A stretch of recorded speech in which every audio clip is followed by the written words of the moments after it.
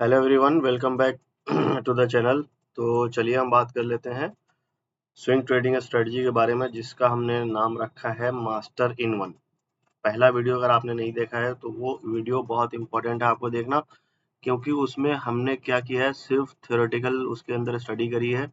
उससे आपको basic knowledge होने वाला है कि स्विंग ट्रेडिंग में किस तरीके से हमें काम करना है, क्या-क्या चीज़ें करनी है, वो सारी बेसिक इन्फॉर्मेशन हमने वहाँ पे दी है। तो आपको पहले वो वीडियो एक बार में समझ में नहीं आ रहा है तो 2 बार देखिए, 3 बार देखिए। 2-3 बार जब आप देख लेंगे तो आपको पता चल जाएगा कि बेसिक कॉन्सेप्ट क्या है। उसके बाद फिर आप यहाँ से देखना शुरू कर सकते हैं वीडियो, क्योंकि यहाँ से रेगुलर वीडियो स्विंग ट्रेडिंग पे आपके लिए आने वाला है। तो उससे क्या है, आपको आसानी हो जाएगी कि बेसिक फंडामेंटल जब आप क्लियर है तो प्रैक्टिकल करेंगे तो आपको बहुत आसान हो जाएगी। तो चलिए शुरू करते हैं बिना किसी देरी के। तो सबसे पहले आप देखेंगे कि हीरो मोटर का ही हमने चार्ट लगाया है, जिसपे हमने लास्ट टाइम एग्जांपल दिया था वीडियो के अंदर। और हमने ये क्या किया है, प्लॉट 11 ईएमए या एसएमए जो भी आप बोल लीजिए, इसमें ज़्यादा फर्क नहीं है। तो वो हमने प्लॉट किया हुआ है, और ये क्या है, लाइन चार्ट हमने लिया हुआ है साथ में। और ये देखेंगे आप क्या है, आरएसआई, और उसके साथ हमने एक ट्रेंड लाइन ड्रॉ किया हुआ है।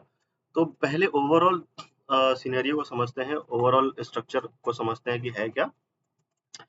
इस लेवल को अगर आप देखेंगे तो ये ऑल टाइम हाई लेवल है। हालांकि कैंडल में देखेंगे तो इससे ऊपर भी इसका वीक होगा, लेकिन लाइन चार्ट में क्या है, क्लोजिंग बेसिस पे ये रिएक्ट करती है। तो ये क्लोजिंग बेसिस पे ऑल टाइम हाई है हीरो मोटर साइकिल का। और हीरो मोटर कॉप में इस यहाँ से जब डिक्लाइन हुआ प्राइस के अंदर, ठीक है जी, तो फिर दोबारा से एक ये हाई लगाया। ठीक है, पहले ये हाई था, उसके बाद ये हाई हुआ। तो हमने क्या किया, इन दोनों हाई को मैं दोबारा से लाइन ड्रॉ करके आपको प्रैक्टिस करा देता हूँ ताकि आपको आसानी हो जाए। हमने क्या किया, इन दोनों हाई को हमने टूल लिया। आप टूल यहाँ से ले सकते हैं सिंपल, यहाँ पे जब आप क्लिक करेंगे तो ये ट्रेंड लाइन आपको दिखेगा।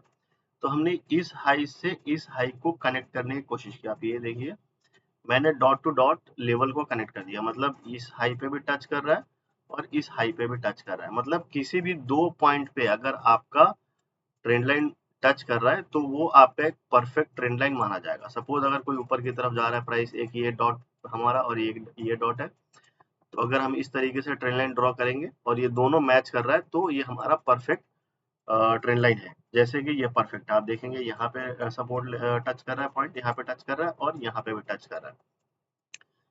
फिर क्या हुआ इसके अंदर, इस ट्रेंड लाइन का यहाँ पे क्या हो गया, ब्रेकआउट हो गया। मतलब क्या है, अभी तक जो ट्रेंड लाइन के नीचे रिजेक्शन लेकर के प्राइस यहाँ से इस तरीके से डिक्लाइन होकर नीचे की तरफ आ रहा था, वो एक सर्टेन पॉइंट पे जाके क्या हुआ, इस प्राइस पे इस ट्रेंड लाइन का ब्रेकआउट करके यहाँ से आगे फर्दर मोमेंटम करने की कोशिश कर रहा है।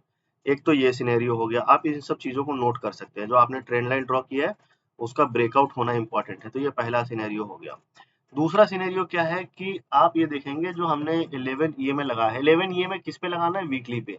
अगर आप डेली पे शिफ्ट करेंगे तो फिर वहां पे आपको 20 मूविंग एवरेज यूज करना पड़ेगा। ठीक है, ये हमने वीकली के लिए 11 किया है और डेली के लिए 20। वो अलग अलग सेटिंग है, वो आप यहाँ से जब लगातार वीडियो देखेंगे तो आपको स्टेप बाय स्टेप सारी चीजें क्लियर होती रहेंगी। ठीक है, तो ये 11 ईएमए ये जो हमने प्लॉट किया हुआ है, तो आप ये देखेंगे प्राइस यहाँ पे इसके नीचे आके ट्रेड करना शुरू करती है। तो आपको यहाँ पे ओवरऑल, अगर सपोज आप इस ब्रेकआउट के ऊपर आप यहाँ पे ट्रेड में बैठे हैं और 11 ईएमए के नीचे आ गया, तो इस पॉइंट पे आपको एग्जिट करना ही पड़ेगा। सपोज इस वाले पे ब्रेकआउट हुआ 11 ईएमए के ऊपर प्राइस का, तो ये ट्रेड करते हुए जब ऊपर आए और यहाँ पे जब इसके नीचे क्लोजिंग हुई तो यहाँ पे आपका एग्जिट हुआ। तो ये एक बेसिक दूसरा कॉन्सेप्ट है कि जब भी प्राइस इसके नीचे आ जाएगी वीकली टाइम फ्रेम में, तो थोड़े लंबे समय तक ये इसके नीचे ट्रेड कर सकता है और उस स्टॉक से हमें बाहर निकल जाना चाहिए, या फिर फर्दर नए पोजीशन को ऐड करने के लिए वेट करना चाहिए कि फर्दर इसमें ब्रेकआउट कब आ रहा है। तो आप देखेंगे वापस क्या हुआ, प्राइस इसके नीचे ट्रेड करती रही, यहाँ पे ट्राई करती है, पुल बैक लेती है बाहर निकलने का, लेकिन क्या करना है, हमें जल्दी नहीं करना है। लाइन चार्ट को इसके ऊपर क्लोजिंग होना जरूरी है, जो कि हुआ नहीं। फिर वापस नीचे आया प्राइस। अब यहाँ पे कुछ टाइम कंसोलिडेट करने के बाद इसमें फर्दर ब्रेकआउट हुआ और एक फिर से वापस से ब्रेकडाउन भी हुआ। क्यों? क्योंकि ये आप देखेंगे ऑलमोस्ट एक डब्ल्यू पैटर्न जैसा है। देखिए एकदम परफेक्ट, बिल्कुल बॉटम में आपको इस तरीके का डब्ल्यू नहीं दिखेगा। आपको ना वो लाइन डॉट टू डॉट आपको कनेक्ट करना पड़ेगा, तब आपको पता चलेगा। ठीक है, तो इस तरीके से ये देखिए डब्ल्यू पैटर्न का ब्रेकआउट हुआ, तो जो रिटेल ट्रेडर यहाँ पे बैठ जाते हैं उसको इस पुल बैक में निकाला जाता है, और उन्हीं का एसएल खाने के बाद क्या करते हैं, बड़े बड़े प्लेयर यहाँ पे बाई करते हैं। और फिर यहाँ से फर्दर इसके हाई का जब ब्रेकआउट होता है तो फिर स्टॉक में पर्टिकुलर बहुत तेजी आती है। ये वीडियो मैं आज रिकॉर्ड कर रहा हूँ 15 तारीख को, देख रहे हैं रात के बज रहे हैं 10, और ये वीडियो आपको मिलेगा 3 महीने के बाद। और कल हमने 14 तारीख को रात में एक वीडियो बनाया था, उसमें जाकर के देखेंगे जो हीरो मोटर कॉर्प का जो प्राइस था उसमें और इसमें, आज अगर मैं सिर्फ इसको कैंडल चार्ट करूं और डेली में कर दूं तो आप देखेंगे इसमें 6%, 6.5% की तेजी इसके अंदर एक दिन में देखने को मिली है। ठीक है, तो आप इस चीज को बिल्कुल नजरअंदाज मत करिए। मैं जो आपको सिखाने वाला हूँ ये बहुत ही बेहतरीन सेटअप है, लेकिन बशर्ते आपको धीरे धीरे धीरे धीरे क्या करना पड़ेगा, प्रैक्टिस करना पड़ेगा और वेट करना पड़ेगा। तो पहला क्राइटेरिया क्या था कि जो हमने ट्रेंड लाइन ड्रॉ किया था उसका यहाँ पे ब्रेकआउट हो गया है, लेकिन क्या हमारा दूसरा जो क्राइटेरिया है 11 ईएमए के ऊपर प्राइस है क्या, तो नहीं है। तो हमने वेट किया, ये ऊपर की तरफ क्लोजिंग आई, फिर पुल बैक के बाद वापस यहाँ पे इसके ऊपर क्लोजिंग आ गई 11 ईएमए के ऊपर। तो दूसरा क्राइटेरिया भी हमारा क्या हुआ, मैच हो गया। अब तीसरा क्राइटेरिया क्या है कि जो आरएसआई की नीचे की तरफ लाइन है, ये आरएसआई की लाइन है, ये हमारी ब्लैक वाली लाइन आरएसआई की लाइन है, और ये हमारा जो गोल्डन कलर की लाइन है ये हमारा स्मूथिंग लाइन है, 20 स्मूथिंग लाइन, 20 पीरियड का स्मूथिंग लाइन है। तो आप ये देखेंगे कि इसकी क्लोजिंग कहाँ आई इसके ऊपर, देखिए ट्रेंड लाइन में यहाँ ब्रेकआउट आ गया, आरएसआई में यहाँ ब्रेकआउट आ गया, लेकिन आपको आरएसआई में ब्रेकआउट नहीं आया। आरएसआई में ब्रेकआउट कहाँ आया, यहाँ कहीं पे आया। अगर मैं इसको एग्जैक्ट कल भी मैंने मार्क करके दिखाया था हॉरिजॉन्टल लाइन से, मैं दोबारा से लाइन डालता हूँ आरएसआई में, तो मैं इसको आरएसआई को बड़ा कर देता हूँ, बड़े स्क्रीन पे इसको देखते हैं कि आरएसआई में एग्जैक्ट ब्रेकआउट कहाँ पे आया, यहाँ पे आया। ठीक है, 15 अप्रैल को इसके अंदर ब्रेकआउट आया। 15 अप्रैल को इसका सिनेरियो देखते हैं। 15 अप्रैल में आपको ट्रेंड लाइन का ब्रेकआउट मिल चुका है, लेकिन इस 11 ईएमए के ऊपर क्लोजिंग नहीं आई है।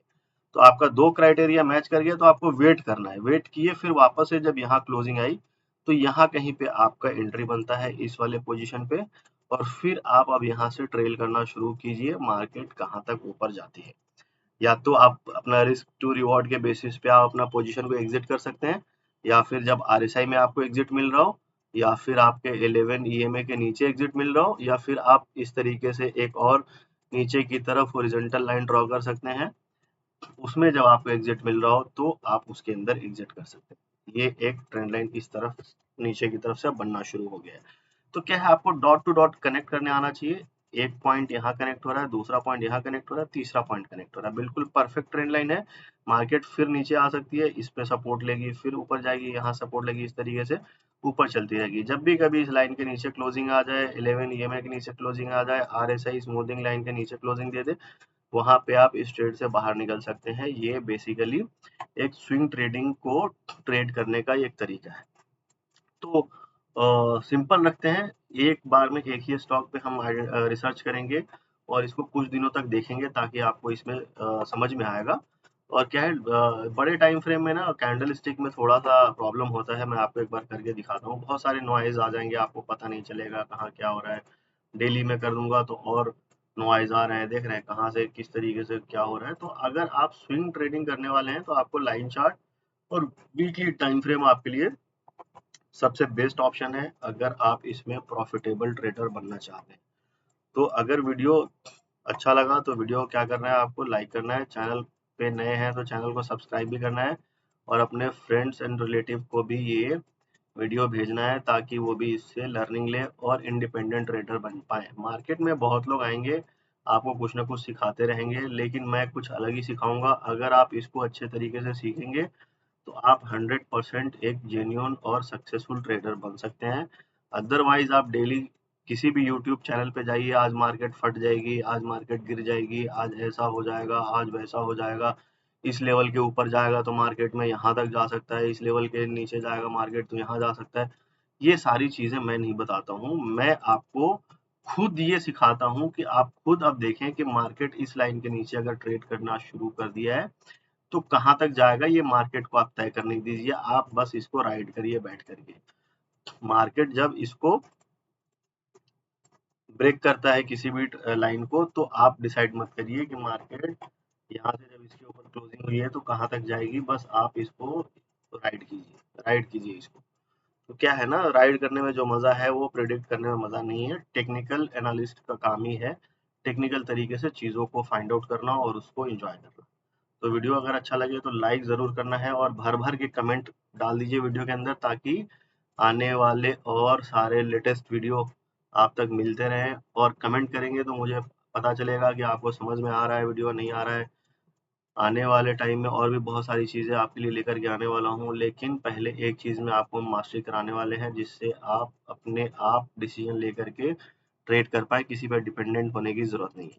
थैंक यू फ्रेंड्स, वीडियो अच्छा लगा तो like, share and subscribe. Thank you for watching.